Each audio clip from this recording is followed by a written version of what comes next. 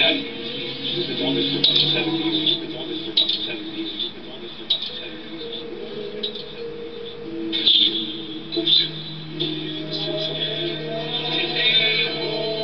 one of the greatest days.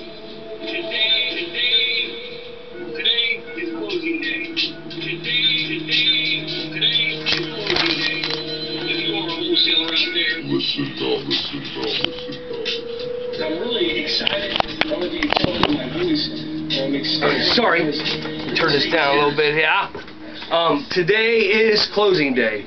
One of the greatest days for a wholesaler.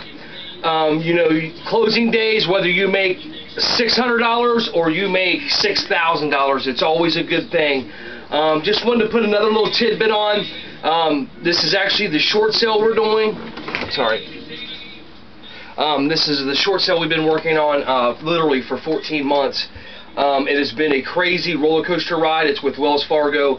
It's through ASC, American Servicing Company. And it's been a roller coaster, let's just put it that way. Worked on it for a little over 14 months, had to keep resubmitting offers, resubmitting paycheck stubs, you know, updating the file as it went on. We really tried to get it relatively cheap, but you know, there was over $70,000 owed on this property, and you know, we tried to get it in the 20s to make more sense because it's in a rental area. It's in Springfield Township. It's actually on Roosevelt. And we tried to get it real cheap. You know, investor guidelines wouldn't let that happen. You know, they were looking to net about $22,000 out of the property.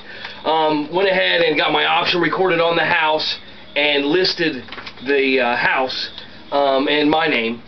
Then I got my short sale accepted for $25,000, net $22,000, and like I said, with Wells Fargo, you have a 30-day seasoning rule that if the title company or attorney knows of any other transfer of this property within 30 days, they must contact the bank.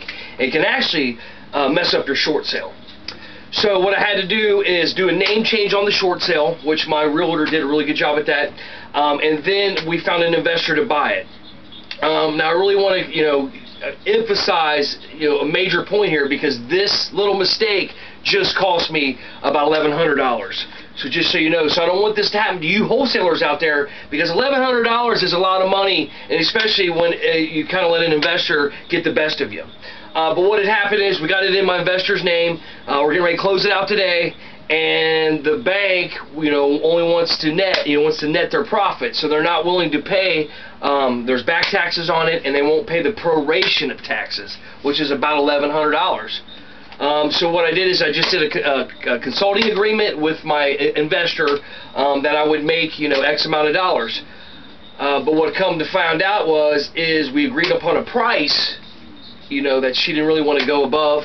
And then once the proration of taxes come back and the bank's not willing to pay that, guess who bites the bullet on this one, boys and girls out there? It's the wholesaler.